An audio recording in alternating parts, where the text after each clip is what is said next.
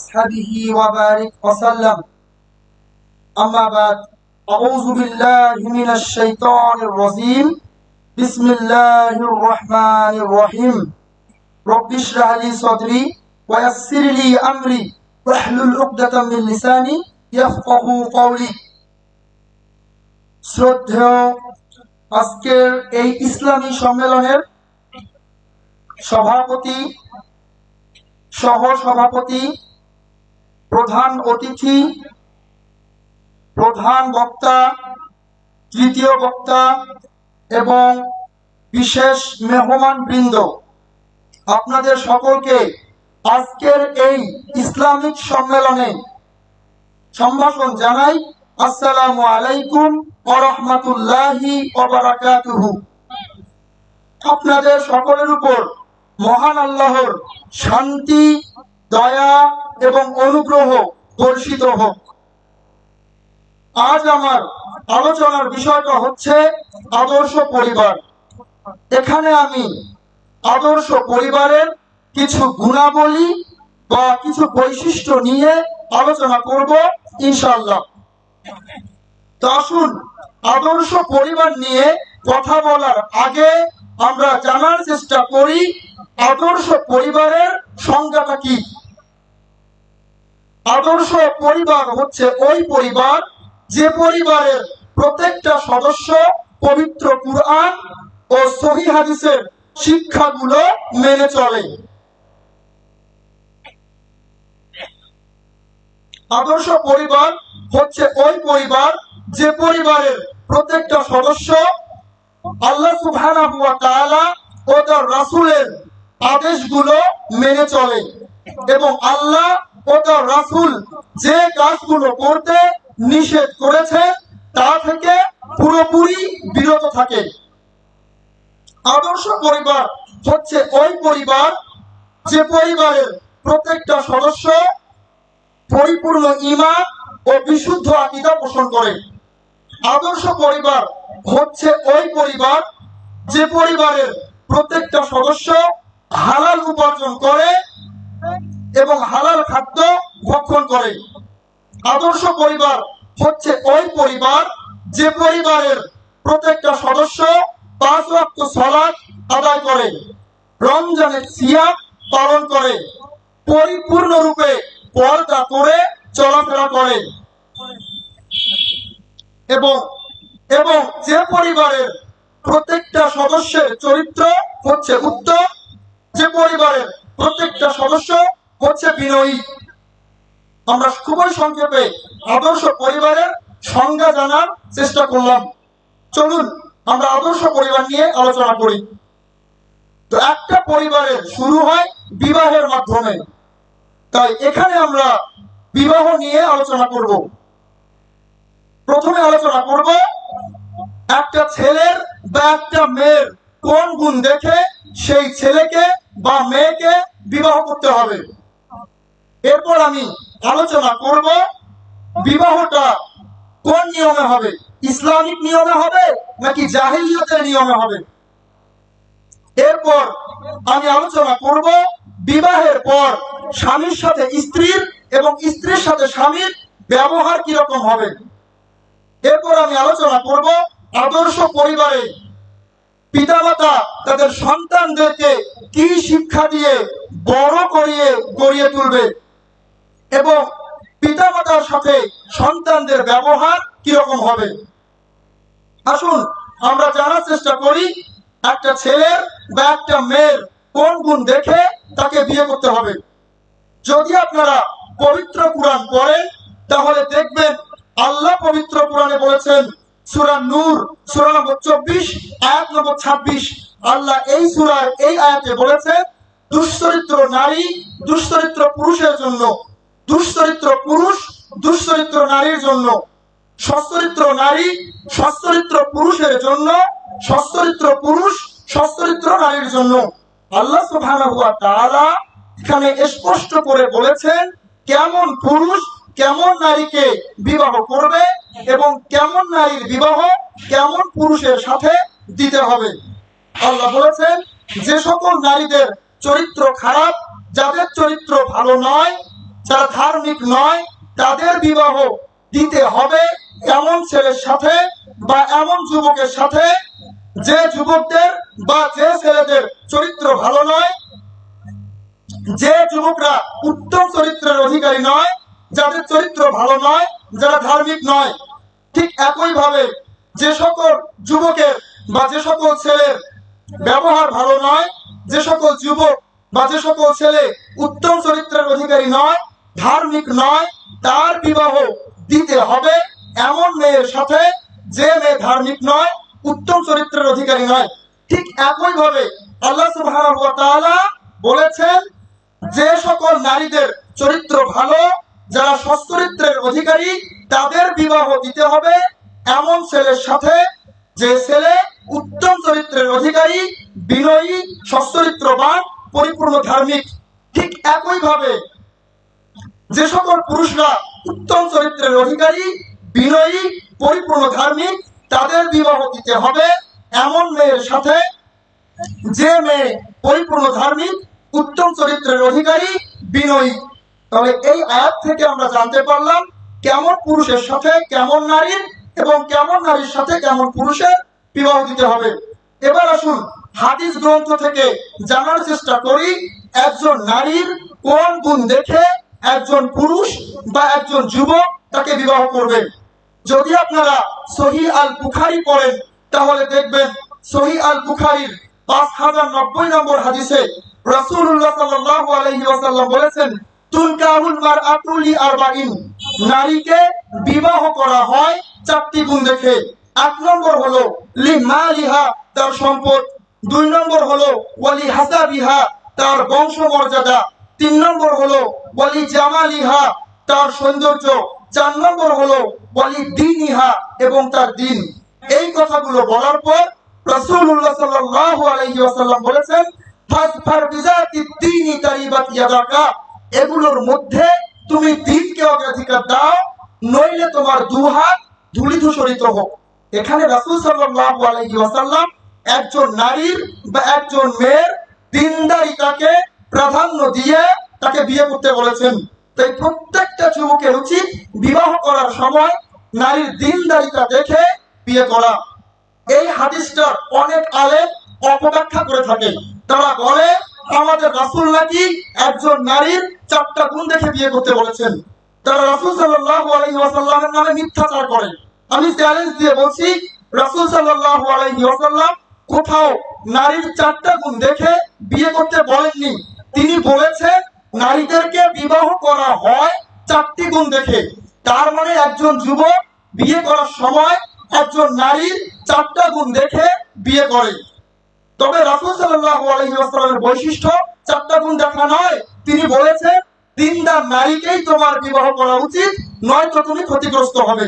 কারণ একজন যুবক যদি দিনদার নারীকে বিবাহ না করে এমন নারীকে বিবাহ করে যে দিনদার নয়, যে ধার্মিক নয়, যে উত্তম চরিত্রের অধিকারী নয়, তাহলে সেই যুবকের জীবনে অশান্তি নেমে আসবে। কিভাবে? সেই নারী তার স্বামীকে সম্মান করবে না, মানুষের গীবত করবে, স্বামীর গীবত করবে, স্বামীর সাথে পাড়া প্রতিবেশীর সাথে ঝগড়া বিবাদে লিপ্ত হবে, আল্লাহ সুবহানাহু ওয়া তাআলার হুকুমগুলো মেনে চলবে না, স্বামীকে বাদ দিয়ে পরকীয়ায় লিপ্ত হতে পারে, সিরিয়াল নিয়ে পড়ে থাকবে, ইত্যাদি ইত্যাদি। তাই প্রত্যেকটা যুবকের জন্য আবশ্যক হচ্ছে ধার্মিক নারীকে, উত্তম চরিত্রবান নারীকে বিবাহ করা।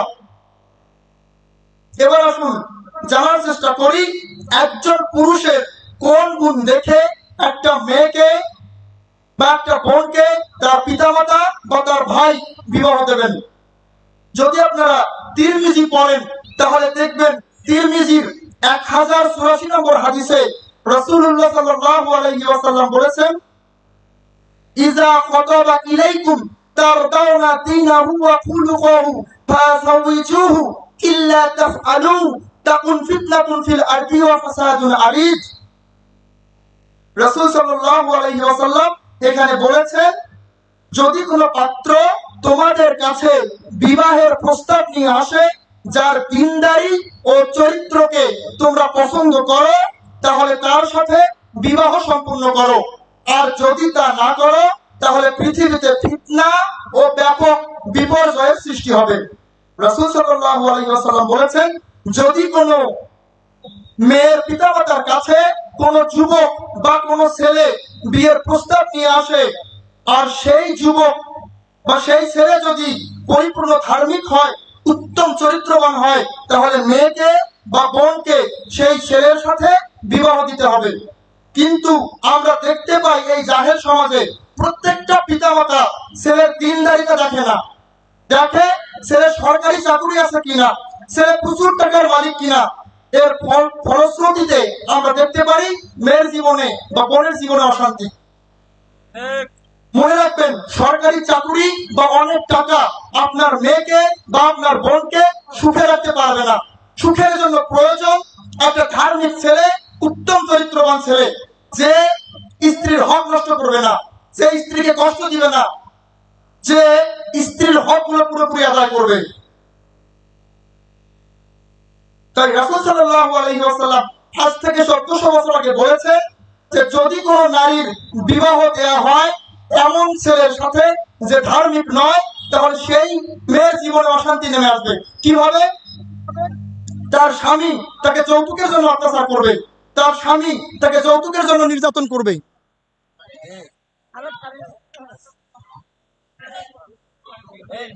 জেনারেটরে কে আছে? কে আছে?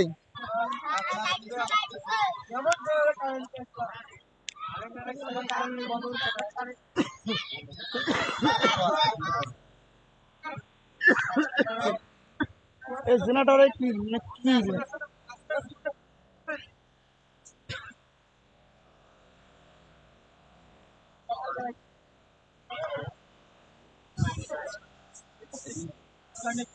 এখানে কই লাইন? এখানে লাইন কই?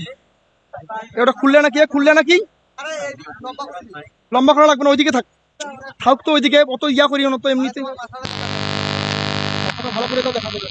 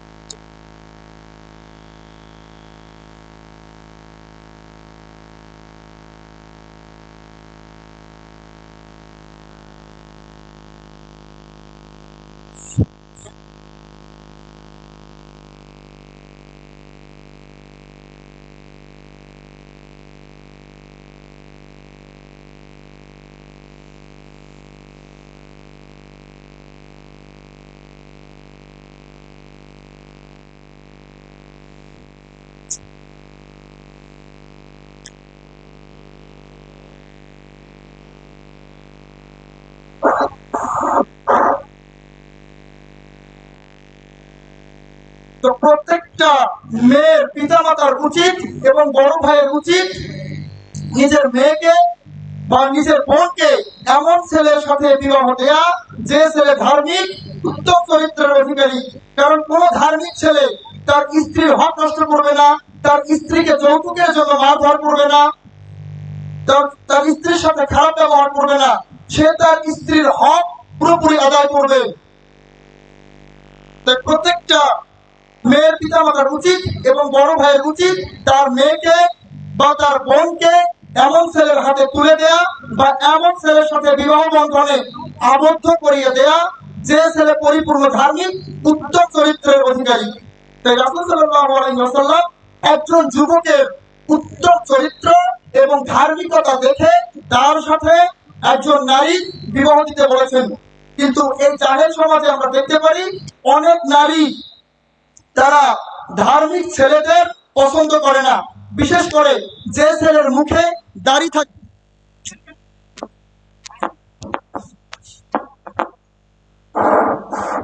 বিশেষ করে যে ছেলের মুখে দাড়ি থাকে এমন ছেলেকে পছন্দ করে না। এই সমস্ত মেয়েরা জাহেলদের চেয়ে অধম। জাহেল মানে হচ্ছে মূর্খ, তারা মূর্খের চেয়ে খারাপ। দাড়ি একটা ওয়াজিব বিষয়, যে ইসলামের একটা ওয়াজিব বিষয়কে হেয় করে বা তুচ্ছ তাচ্ছিল্য করে সে কখনোই ভালো মানুষ হতে পারে না, সে কখনোই ভালো নারী হতে পারে না। রাসূল সাল্লাল্লাহু আলাইহি ওয়াসাল্লাম প্রত্যেকটা পুরুষকে বা প্রত্যেকটা যুবককে দাড়ি রাখতে বলেছেন, তিনি হুকুম করেছেন দাড়ি রাখতে। তাই দাড়ি রাখা ওয়াজিব, প্রত্যেকটা যুবকের উচিত দাড়ি রাখা। তাই কোনো মেয়ে যদি দাড়ির কারণে কোনো যুবককে অপছন্দ করে তাহলে সেই মেয়ে থেকে ওই যুবকের উচিত দূরে থাকা, কোনোভাবেই ওই মেয়েকে বিবাহ করা যাবে না। অনেক না ধার্মিক নামধারী মুনাফিক মেয়েকে দেখবেন যারা ধার্মিকতার পাঠ নেয়, নামাজ পড়ে, রোজা রাখে, ইসলামিক জ্ঞান অর্জন করে, বোরকা পরেও চলাফেরা করে, কিন্তু দাড়িওয়ালা ছেলে যখন তার কাছে বিবাহের প্রস্তাব নিয়ে আসে তখন সে তাকে তুচ্ছ তাচ্ছিল্য করে, তখন সে নাক কুচকায়, সে বিবাহে রাজি হয় না। আছে না এরকম? তো এদের জন্য অবশ্যই ধ্বংস অবধারিত। এই মেয়েদের বিয়ে যে ছেলের সাথে হবে একদিন দেখবেন সেই ছেলেরা এই মেয়েদের উপর অবশ্যই যৌতুকের জন্য অত্যাচার করবে, নির্যাতন করবে, সেই মেয়ের হক আদায় করবে না। কিন্তু যদি ধার্মিক কোনো ছেলের সাথে ওই মেয়ের বিয়ে হতো, সেই ধার্মিক ছেলেটা এই মেয়েকে অনেক সুখে রাখতো, কিন্তু সে না বুঝে ভুল পথে পা বাড়ায়। তাই প্রত্যেকটা পিতা মাতার উচিত তার মেয়েকে বা তার বোনকে ধার্মিক ছেলের সাথে বিবাহ দেয়া, যে ছেলে তার মেয়ের বা তার বোনের হক পুরোপুরি আদায় করবে। তাহলে আমরা জানতে পারলাম কেমন ছেলের সাথে কেমন মেয়ের এবং কেমন মেয়ের সাথে কেমন ছেলের বিবাহ দিতে হবে। এবার আসুন জানার চেষ্টা করি বিবাহটা কোন নিয়মে হবে। বিবাহটা হতে হবে পুরোপুরি ইসলামিক নিয়মে। বিয়েতে কোনোভাবেই বাদ্যযন্ত্র বাজানো যাবে না। আজকে সারা পৃথিবীতে যে বিবাহের আয়োজন বা অনুষ্ঠানগুলো করা হয় প্রত্যেকটাতেই বাদ্যযন্ত্র বাজানো হয়। বাদ্যযন্ত্র বাজানো এগুলো জাহেলদের কাজ। অনেক মানুষকে দেখবেন তারা বলে যে একটা দিন আনন্দ ফুর্তি না হয় করে নিক। আচ্ছা মনে করেন যদি আনন্দ ফুর্তি করতে করতে তার মৃত্যু হয়ে যায় তখন তার স্থান কোথায় হবে, কার মৃত্যু কখন হবে এটা কেউ বলতে পারবে? তবে বিয়েতে কোনোভাবে বাদ্যযন্ত্র বাজানো যাবে না, গান বাজনা করা যাবে না। বিয়েটা হতে হবে পুরোপুরি ইসলামিক নিয়মে। বিয়েতে কোনোভাবে যৌতুক দেয়া যাবে না এবং যৌতুক নেওয়াও যাবে না। কোনো মানুষ যদি একটা শূকর জবাই করে খায় সে যত বড় অপরাধ করবে তার চেয়ে অনেক বড় অপরাধী হচ্ছে সেই ব্যক্তি যে ব্যক্তি যৌতুক নিয়ে বিয়ে করবে এবং যেই ব্যক্তি যৌতুক দিবে। যৌতুক দেয়া অথবা নেয়া শূকরের মাংস খাওয়ার চেয়ে বড় অপরাধ। ওই ব্যক্তি হচ্ছে সবচেয়ে নিকৃষ্ট ভিক্ষুক যে যৌতুক দেয় অথবা যৌতুক নেয়। যৌতুক দেয়া এবং যৌতুক নেয়া ইসলামে সম্পূর্ণরূপে হারাম। একটা মেয়ে তার বাবার পরিজার টুকরা, সেই মেয়েটাকে তার বাবা কত আদর করে কত যত্ন করে মানুষের মতো মানুষ করিয়ে গড়িয়ে তোলে, কত টাকা পয়সা সেই মেয়ের পিছনে খরচ করে। অনেক আদর যত্নে মানুষ করার পর অনেক টাকা পয়সা খরচ করে তাকে বড় করার পর একটা ছেলের হাতে তুলে দেয় সারা জীবনের জন্য। তো ওই ছেলের জন্য এর চেয়ে বড় সৌভাগ্যের ব্যাপার, এর চেয়ে বড় পাওয়া আর কি হতে পারে? একটা বাবা তার পরিচয় টুকরাকে আপনার হাতে তুলে দিচ্ছে, এরপরেও যদি আপনি যৌতুক নিয়ে বিয়ে করেন তাহলে আপনি কি মানুষ না পশু প্রাণীর চেয়ে খারাপ? অবশ্যই আপনি পশু প্রাণীর চেয়ে খারাপ। তাহলে যৌতুক দেবেন না, যৌতুক নেবেন না। ইসলাম নারীকে অনেক উপরে উঠিয়েছে, কিন্তু এই জাহেলরা, যে সমস্ত জাহেলরা ইসলামিক জ্ঞান রাখে না তারাই বলে ইসলাম নাকি নারীকে নিচে নামিয়েছে। ইসলামই একমাত্র ধর্ম যে ধর্ম বলছে যৌতুক প্রথা হারাম। নারীকে বিয়েতে একটি টাকাও খরচ করতে হবে না, সব খরচ করবে ছেলে পক্ষ। যৌতুক দেয়া থেকে ইসলাম নারীকে বাঁচিয়েছে। এই জাহেল সমাজ নারীর উপর যৌতুক চাপিয়ে দিয়েছে। কত সংসার যৌতুকের জন্য ভেঙে যাচ্ছে, কত নারী নির্যাতিত হচ্ছে যৌতুকের জন্য। প্রতিনিয়ত পেপার পত্রিকা খুললে আমরা দেখতে পারি যৌতুকের জন্য স্বামীর হাতে স্ত্রী খুন, যৌতুকের জন্য অনেক নারীর বিবাহ ভেঙে যায়, অনেক নারী অত্যাচার নির্যাতনের শিকার হয়। তাই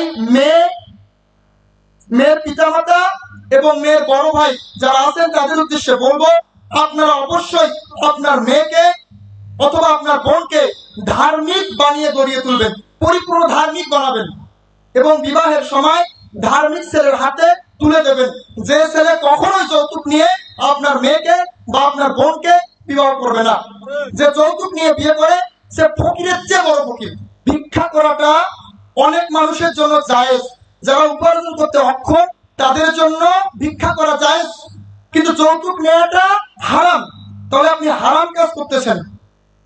একদিক দিয়ে এটা ভিক্ষা করার চেয়ে 100 কোটি গুণ খারাপ, একদিক দিয়ে এটা হারাম। তাহলে আপনি এই বড় হারাম কাজটি করতেছেন যৌতুক নেওয়ার মাধ্যমে। কেউ যৌতুক দিবেন না এবং যৌতুক নিবেন না। তাহলে বিয়েতে যৌতুক দেওয়া যাবে না, যৌতুক নেওয়া যাবে না। তারপর বিয়েতে মেয়ের বাড়িতে কোনোভাবে খাবারের কোনো আয়োজন বা অনুষ্ঠান করা যাবে না। আপনারা দেখবেন এই পৃথিবীতে যে বিয়েগুলো হয় প্রত্যেকটা বিয়েতে মেয়ের বাড়িতে খাবারের আয়োজন চাপিয়ে দেওয়া হয়। মেয়ের বাবা অনুষ্ঠান করে শত শত মানুষকে খাওয়ায়, এই খানা খাওয়া সম্পূর্ণরূপে হারাম। বিয়েতে ছেলের বাড়িতে অনুষ্ঠান করে ছেলে বিভিন্ন মানুষকে খাওয়াবে, এটাকে আরবিতে বলা হয় ওয়ালিমা, এটা সুন্নাত। এই সুন্নাতটা আমাদের করতে হবে, কিন্তু তা না করে আমরা কি করি, আমরা সব খরচ মেয়ের পরিবারের উপর চাপিয়ে দেই, এটা জুলুম। আমি আবারও বলছি, কেউ যদি একটি শূকর জবাই করে খায় সে যত বড় অপরাধী, ওই ব্যক্তি তার চেয়ে অনেক বড় অপরাধী যে ব্যক্তি মেয়ের পরিবারের উপর খাবারের আয়োজন বা অনুষ্ঠান চাপিয়ে দিবে। মেয়ের বাড়িতে অনুষ্ঠান করা এটা হারাম, মেয়ের বাড়িতে কোনোভাবে খাবারের কোনো আয়োজন হবে না। আর বিয়েতে কেন 100 জন 150 জন 200 জন যাবে? বিয়েতে সর্বোচ্চ 5 থেকে 7 জন 10 জন গিয়ে একটি মেয়েকে বিবাহ করে নিয়ে আসবে, এটাই সুন্নাহসম্মত, এটাই ইসলামিক কালচার। কিন্তু তা না করে আমরা জাহিলিয়াতকে আমাদের সমাজের সামাজিকতা বানিয়ে নিয়েছি। আমরা কি করি, মেয়ের বিয়েতে বা বোনের বিয়েতে লক্ষ লক্ষ টাকা খরচ করে শত শত মানুষকে খাওয়াই, বা বর পক্ষ মেয়ের বাড়িতে খাবারের আয়োজন বা অনুষ্ঠান চাপিয়ে দেয়। এটা কখনোই করবেন না, এটা হারাম, এটা অন্যায়। বিয়েতে মেয়েকে বা মেয়ের পরিবারকে 1 টাকাও খরচ করতে হবে না, সব খরচ করবে কে? ছেলে পক্ষ। কিন্তু আমরা দেখতে পারি এই সমাজে এর বিপরীতটা হয়েছে। যখনই আপনি ইসলামের বিপক্ষে যাবেন তখনই বলা হবে আপনি নাকি স্মার্ট।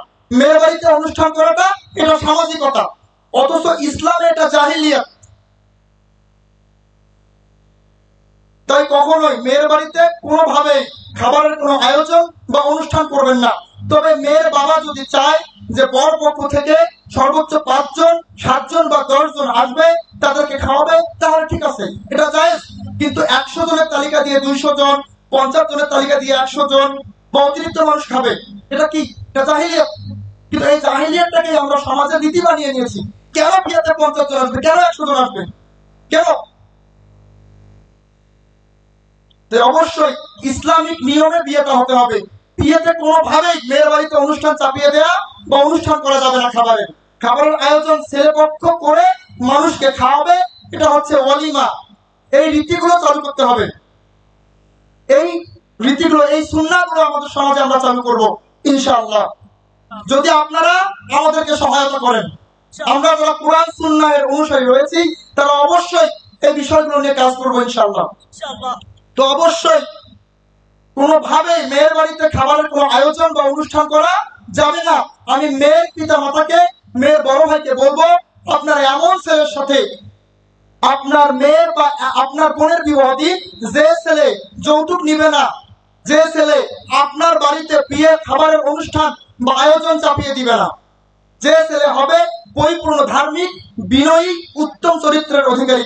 যদি এমন ছেলের সাথে আপনার মেয়ের বিবাহ দিতে পারেন তাহলে নিশ্চিত থাকেন আপনার মেয়ে বা আপনার বোন অনেক সুখে থাকবে, যে সুখের কথা আপনি কল্পনা করতে পারবেন না। পেপার পত্রিকা খুলে দেখুন, প্রতিনিয়ত স্বামীর হাতে স্ত্রী খুন, স্বামীর হাতে স্ত্রী নির্যাতিত, কারা স্ত্রীদের উপর নির্যাতন করে? কোন ধার্মিক ছেলে? একটা ছেলের মুখে দাড়ি থাকলে সে ধার্মিক হয় না। একটা ছেলে মাদ্রাসায় পড়লে সে ধার্মিক হয় না। ধার্মিকতা মানে হচ্ছে আল্লাহ ও রাসূলের বিধানগুলো পুরোপুরি মেনে চলে এবং উত্তম চরিত্রের অধিকারী, এই ছেলে হচ্ছে ধার্মিক।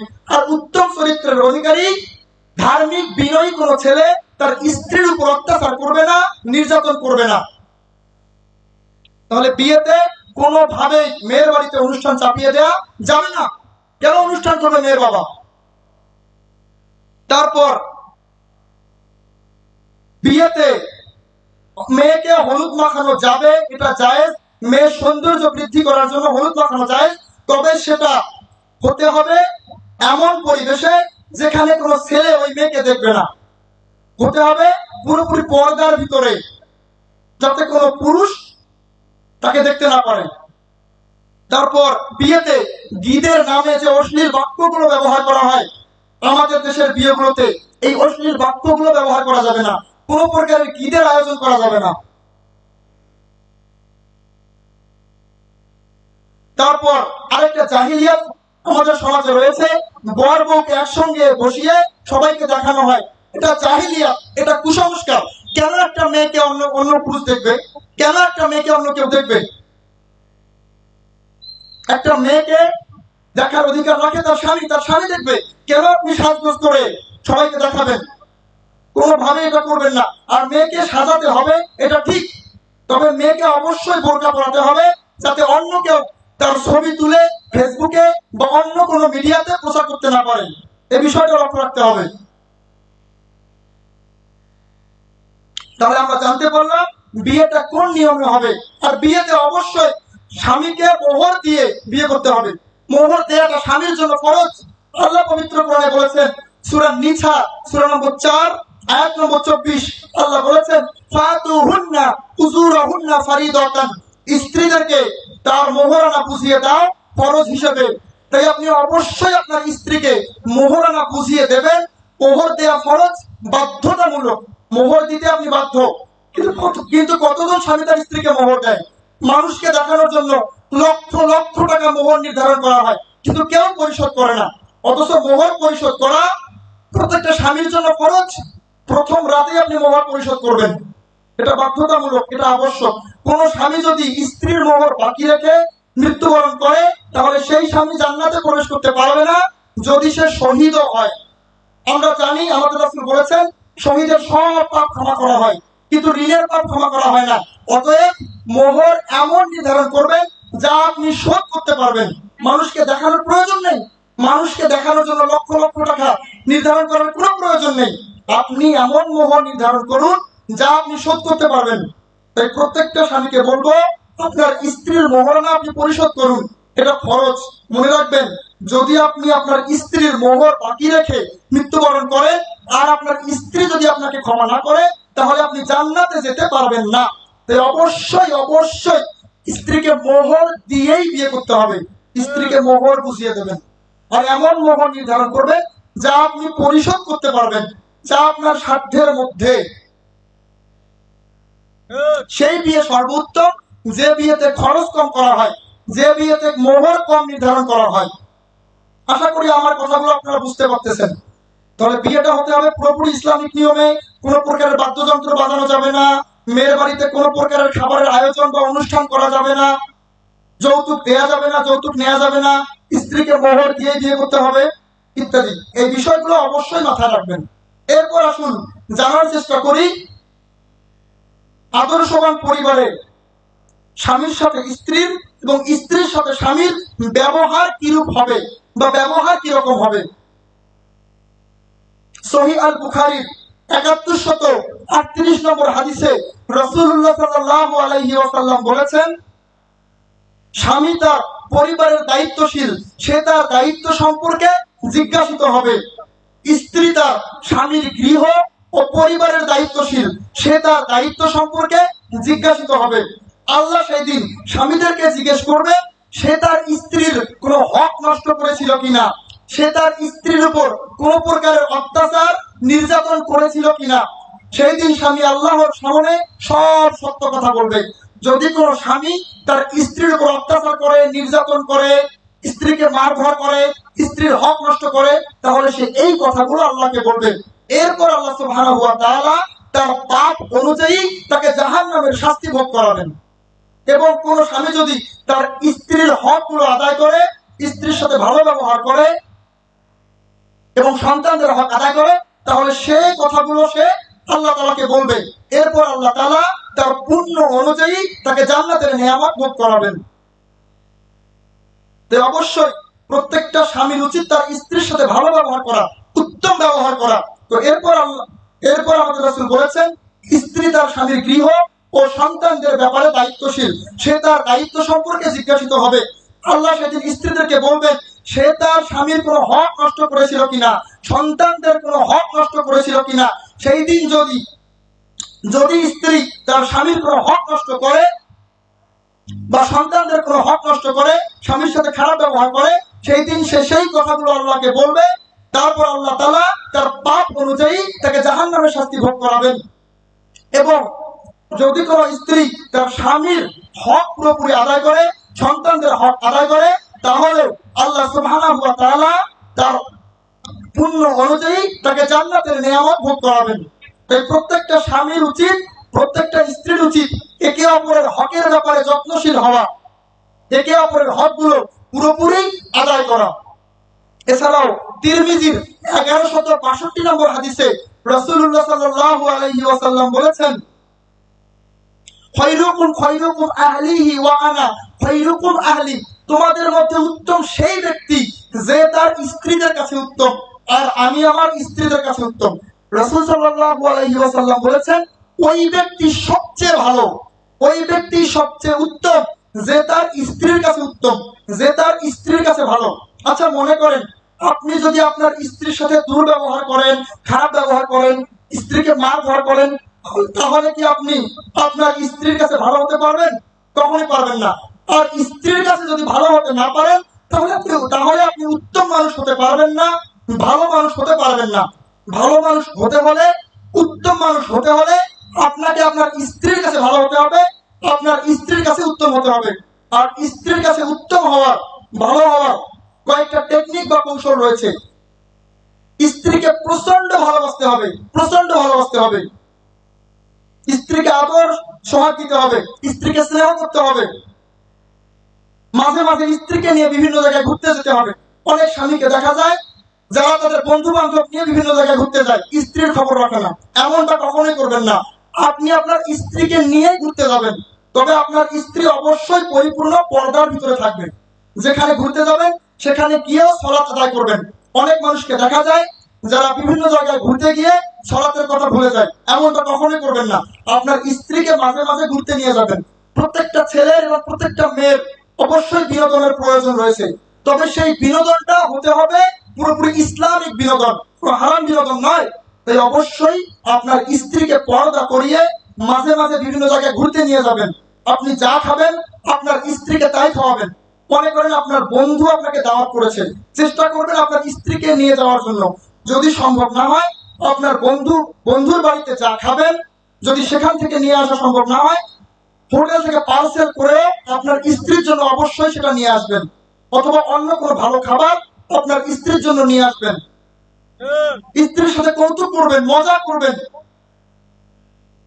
বেশি বেশি স্ত্রীর প্রশংসা করবেন, বলবেন তুমি চাঁদের চেয়ে সুন্দর, তুমি এই পৃথিবীর সবচেয়ে ভালো নারীদের মধ্যে একজন, তোমাকে আমি প্রাণের চেয়ে বেশি ভালোবাসি। এই কথাগুলো বেশি বেশি বলবেন। কখনো স্ত্রীকে ধমক দেবেন না, কখনো বকা দেবেন না, তার সাথে খারাপ ব্যবহার করবেন না, দুর্ব্যবহার করবেন না। যদি করেন তাহলে স্বামী স্ত্রীর সম্পর্কে ফাটল ধরবে। কখনো এগুলো করবেন না। আদর্শবান পরিবারের প্রত্যেকটা স্বামীর দায়িত্ব এবং কর্তব্য হচ্ছে তার স্ত্রীর সাথে ভালো ব্যবহার করা, তার স্ত্রীর সাথে উত্তম ব্যবহার করা।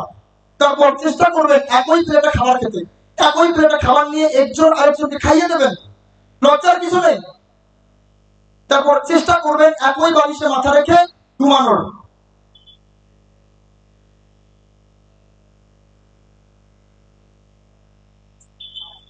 তারপর যেমন পোশাক আপনি পরিধান করবেন, স্ত্রীকেও তেমন পোশাক পরিধান করাবেন।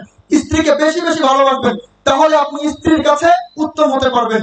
এছাড়াও রাসূল সাল্লাল্লাহু আলাইহি ওয়াসাল্লাম একটি হাদিসে বলেছেন, তোমরা যা খাবে স্ত্রীদেরকে তাই খাওয়াবে, যা পরিধান করবে স্ত্রীদেরকে তাই পরাবে, তাদেরকে প্রহার করবে না এবং তাদের সাথে মন্দ আচরণ করবে না।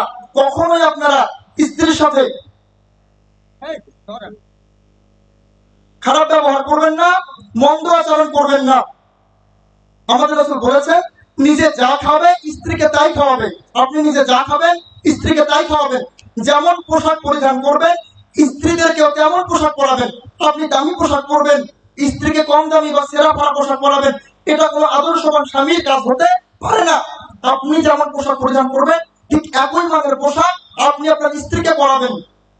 তারপর আমাদের রাসূল বলেছেন, তাদেরকে প্রহার করবে না। কখনোই আপনি আপনার স্ত্রীকে মারবেন না, সে যত বড়ই ভুল করুক তাকে আদর দিয়ে ভালোবাসা দিয়ে বোঝাবেন। যদি সে আল্লাহর অবাধ্য হয় তাকে বলবেন যে তুমি আল্লাহর পথে ফিরে আসো, আমি তোমাকে অনেক বেশি ভালোবাসি, আমি চাই না তুমি পরকালে জাহান্নামে যাও, আমি চাই তুমি আমার সঙ্গে পরকালে জান্নাতে থাকো। দুনিয়াতে আমরা যেমন একসঙ্গে আছি পরকালেও যেন আমরা একসঙ্গে থাকতে পারি, তাই তুমি আল্লাহর পথে ফিরে আসো।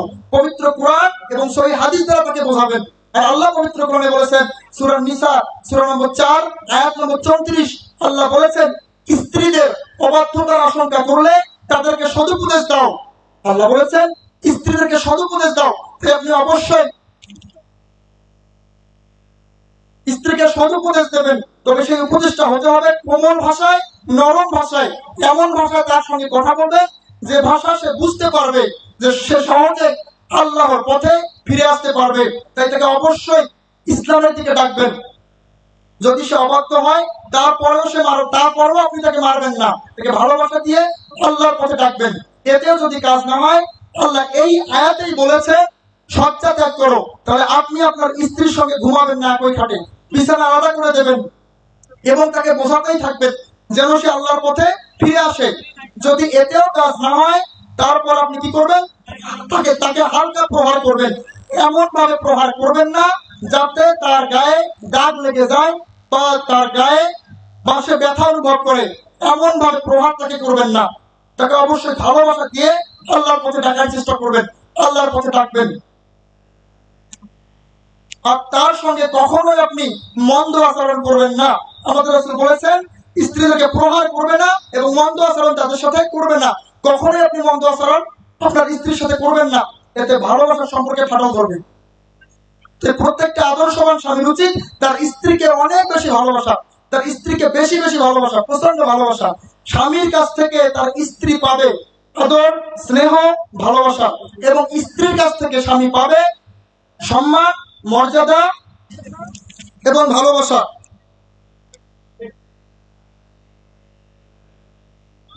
এই বিষয়গুলো অবশ্যই মাথায় রাখবেন।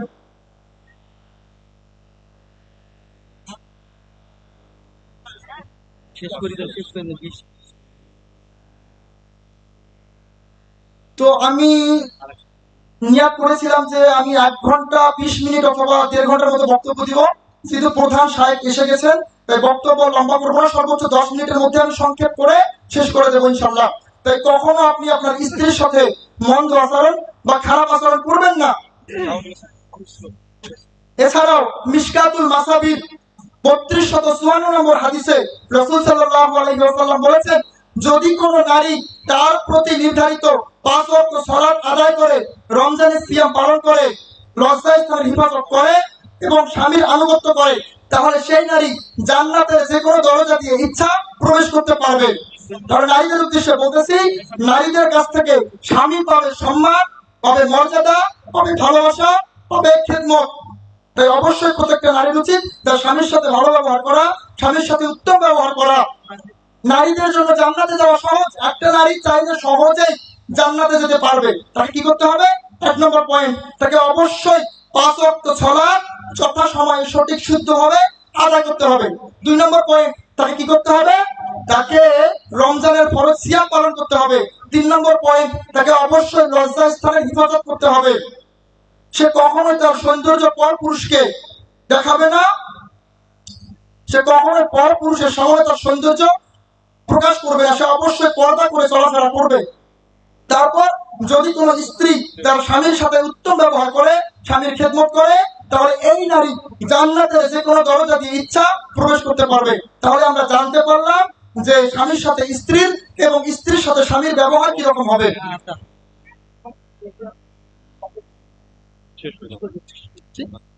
তো আমরা জানতে পারলাম স্বামীর সাথে স্ত্রীর এবং স্ত্রীর সাথে স্বামীর ব্যবহার কিরকম হবে। এবার আসুন খুবই সংক্ষেপে জানার চেষ্টা করি আদর্শ পরিবারের পিতামাতারা তাদের সন্তানদেরকে কি শিক্ষা শিক্ষিত করবে। যখন সন্তান পৃথিবীতে আসবে তখন পিতামাতা তাকে প্রথম যে কথাটা শেখাবে তা হলো আল্লাহ বলা শেখাবে, এরপর আল্লাহর পরিচয় তাকে শেখাবে, তারপর ইসলাম সম্পর্কে শিক্ষা দেবে। এরপর যখন সন্তান বুঝতে শিখবে তখন প্রথম যে শিক্ষাটা দিবে আল্লাহ পবিত্র কোরআনে বলেছেন সূরা লুকমান সূরা নম্বর 31 আয়াত নম্বর 13 আল্লাহ বলেছেন ওয়া ইয ক্বালা লুকমানু and when Luqman said libnihi to his son, যখন লুকমান তার সন্তানকে বলেছিল ইয়া বুনাইয়া ও মাই সন, হে আমার সন্তান, লা তুশরিক বিল্লাহ, do not associate partners with Allah, তুমি আল্লাহর সাথে কাউকে শরীক করো না, ইন্না শিরকা লা যুলমুন আযীম, indeed associating partners with him is a great injustice, নিশ্চয় আল্লাহর সাথে শিরক করা হচ্ছে সবচেয়ে বড় জুলুম। আপনি আপনার সন্তানকে বোঝাবেন আল্লাহ তোমাকে খাওয়ান, আল্লাহ তোমাকে পড়ান, আল্লাহ তোমাকে চোখ দিয়েছেন, হাত দিয়েছেন, পা দিয়েছেন, অনেক কিছু দিয়েছেন, সবকিছু দিয়েছেন, অতএব আল্লাহর সাথে কাউকে শরীক করবে না। এছাড়া আল্লাহ পবিত্র কোরআনে বলেছেন সূরা আল মাইদা সূরা নম্বর 5 আয়াত নম্বর 72 ইন্নাহু মান ইউশরিক বিল্লাহি, indeed he who associate partners with Allah, অবশ্য যে কেউ আল্লাহর সাথে শরীক করে, ফাকাদ হারামাল্লাহু আলাইহিল জান্নাহ, then surely Allah has forbidden paradise for him, তখন অবশ্য আল্লাহ তার জন্য জান্নাত নিষিদ্ধ করে দিয়েছেন, ওয়া মাওয়াহুন নার and his abode will be the fire, এবং তার বাসস্থান হবে জাহান্নামের আগুন, ওয়া মা লিয-যালিমিনা মিন answer and there will be no helpers for the wrongdoers, এবং অপরাধীদের জন্য কোনো সাহায্যকারী থাকবে না। আল্লাহ বলেছেন যারা শিরক করে মারা যাবে তারা মুশরিক, তাদের জন্য জান্নাত আল্লাহ চিরদিনের জন্য নিষিদ্ধ করে দেবেন এবং জাহান্নামের আগুনে তারা চিরকাল জ্বলতে থাকবে। অতএব আপনার সন্তানকে বোঝাবেন শিরক হচ্ছে সবচেয়ে বড় পাপ, সবচেয়ে বড় জুলুম, কখনোই তুমি আল্লাহর সাথে শরীক করবে না। এরপর খুব দ্রুত শেষ করে দিচ্ছি আমি। তারপর আপনি আপনার সন্তানকে যে শিক্ষাটা দেবেন আল্লাহ পবিত্র কোরআনে বলেছেন সূরা তাহা সূরা নম্বর 20 আয়াত নম্বর 14 আল্লাহ বলেছেন ইন্নানি আনাল্লাহু লা ইলাহা ইল্লা আনা, indeed I am Allah, নিশ্চয় আমি আল্লাহ, there is no god but I, আমি ছাড়া সত্য আর কোনো উপাস্য নেই, ফা'বুদুনি, so worship me, সুতরাং তোমরা আমার উপাসনা করো, ওয়া আকিমিস সালাতা লিযিকরি, and establish the prayer, এবং সালাত প্রতিষ্ঠা করো for my remembrance, আমার স্মরণার্থে। আল্লাহ বলেছেন নিশ্চয় আমি আল্লাহ, আমি ছাড়া আর কোনো উপাস্য নেই, তাই তোমরা একমাত্র আমার উপাসনা করো এবং আমার স্মরণার্থে নামাজ আদায় করো। তাই প্রত্যেকটা পিতামাতার উচিত তার সন্তানকে নামাজ শিক্ষা দেয়া। যখন আপনার সন্তানের বয়স 7 বছর তখন আপনি অবশ্যই তাকে নামাজ শেখাবেন। যখন 10 বছর বয়স তাকে পিঠিয়ে হলেও মসজিদে নিয়ে যাবেন, নামাজ পড়তে বাধ্য করবেন, আপনি তাকে বোঝাবেন নামাজের গুরুত্ব। যদিও বা এগুলো আমি ব্যাখ্যা করতে পারতাম কিন্তু সময় না থাকার কারণে হাদিস দিয়ে ব্যাখ্যা করতেছি না, শুধু কোরআনের আয়াতগুলো পড়েই শেষ করে দিচ্ছি। তাহলে নামাজ শিক্ষা দেবেন। এরপর আপনি আপনার সন্তানকে যে শিক্ষাটা দেবেন আল্লাহ পবিত্র কোরআনে বলেছেন সূরা লুকমান সূরা নম্বর 31 আয়াত নম্বর 14 আল্লাহ বলেছেন ওয়া ওয়াসাইনাল ইনসানা বিওয়ালিদাইহি হামালাতহু উম্মুহু ওয়াহনান আলা ওয়াহনি ওয়া ফিসালুহু ফি আমাইনি আনিশকুর লি ওয়া লিওয়ালিদাইক ইলাইয়াল মাসির, আমি মানুষকে তার পিতামাতার সাথে সর্বোত্তম ব্যবহার করার নির্দেশ দিয়েছি। তার মা তাকে কষ্টের পর কষ্ট সহ্য করে গর্ভে ধারণ করেছে এবং অনেক বেদনার সাথে প্রসব করেছে, তাই আমার প্রতি এবং পিতামাতার প্রতি কৃতজ্ঞ হও, আমার দিকেই তোমাদের ফিরে আসতে হবে। আল্লাহ এখানে মায়ের নিয়ামতের কথাগুলো বলেছেন আর বলেছেন কখনোই তোমরা পিতামাতার সাথে খারাপ ব্যবহার করবে না, দুর্ব্যবহার করবে না, তাদের সাথে সর্বোত্তম কথা বলবে, তাদের সাথে সর্বোত্তম ব্যবহার করবে, তাদের খেদমত করবে। তাহলে সন্তানদের উচিত প্রত্যেকটা পিতামাতার সাথে সর্বোত্তম ব্যবহার করা, ভালো ব্যবহার করা। পিতামাতা যদি চায় তার সন্তান শেষ বয়সে তাদের খেদমত করবে, তাদের দেখাশোনা করবে, তাহলে প্রত্যেকটা পিতামাতার উচিত তার সন্তানকে ইসলামী শিক্ষায় শিক্ষিত করা।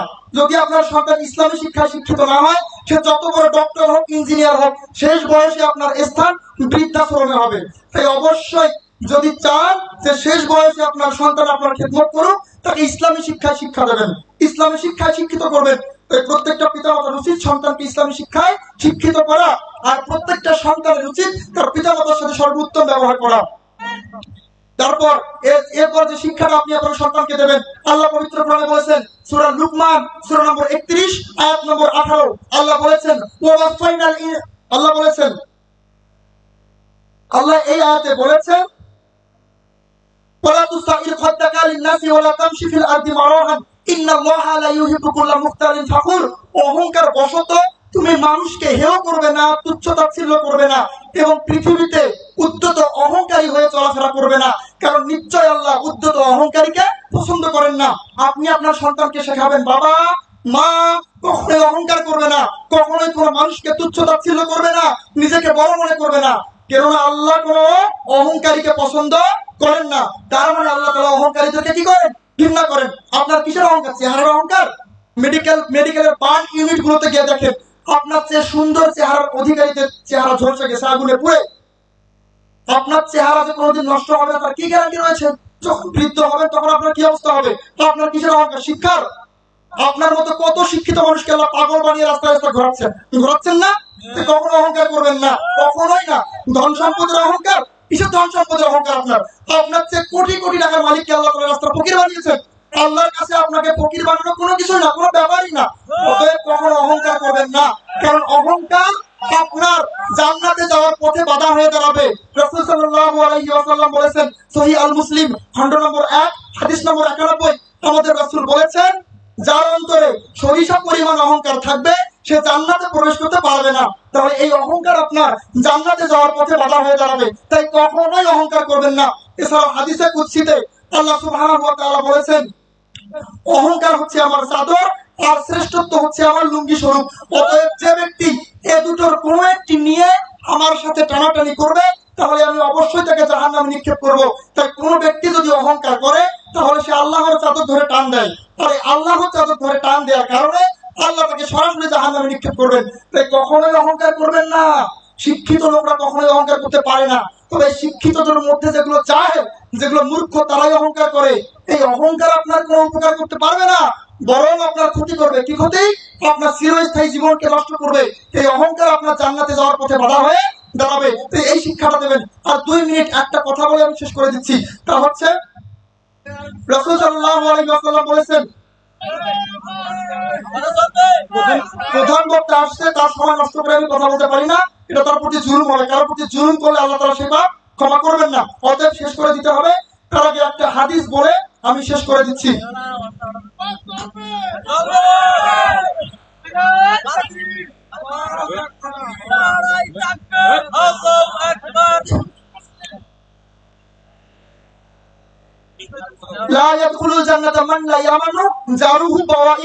সে ব্যক্তি জান্নাতে প্রবেশ করতে পারবে না যার অনিষ্ট থেকে তার প্রতিবেশী নিরাপদ নয়। তাই আপনি আপনার সন্তানকে বোঝাবেন, বাবা মা তুমি কখনোই প্রতিবেশীর অমঙ্গল কামনা করবে না, প্রতিবেশীর ক্ষতি করবে না, প্রতিবেশীকে কষ্ট দেবে না, প্রতিবেশীর গীবত করবে না, প্রতিবেশীর নামে মিথ্যা অপবাদ দিবে না, প্রতিবেশীর চকলখুরি করবে না, প্রতিবেশীর সঙ্গে ঝগড়া বিবাদে লিপ্ত হবে না, প্রতিবেশীর বিবাহ ভাঙবে না।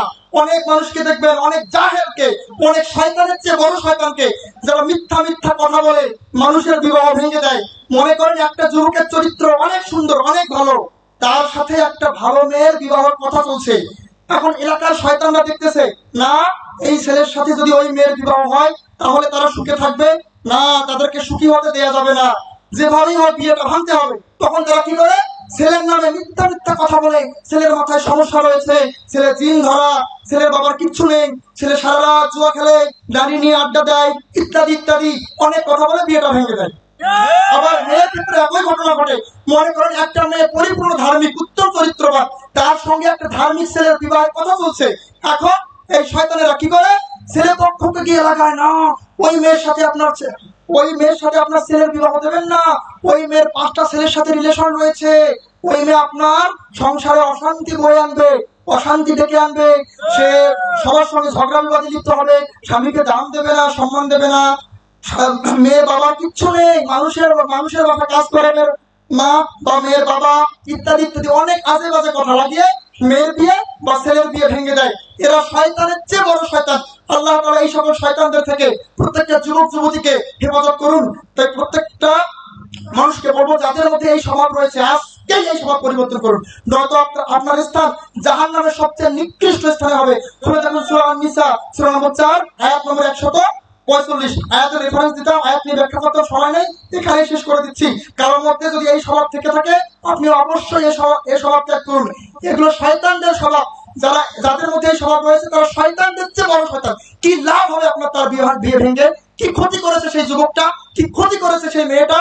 কখনোই এমন শয়তানি করবেন না, বরং মানুষের মঙ্গল কামনা করুন। যে ব্যক্তি মানুষের মঙ্গল কামনা করে আল্লাহ তাআলা তার মঙ্গল করেন। এই কথা বলে আমি আমার বক্তব্য এখানে শেষ করে দিচ্ছি।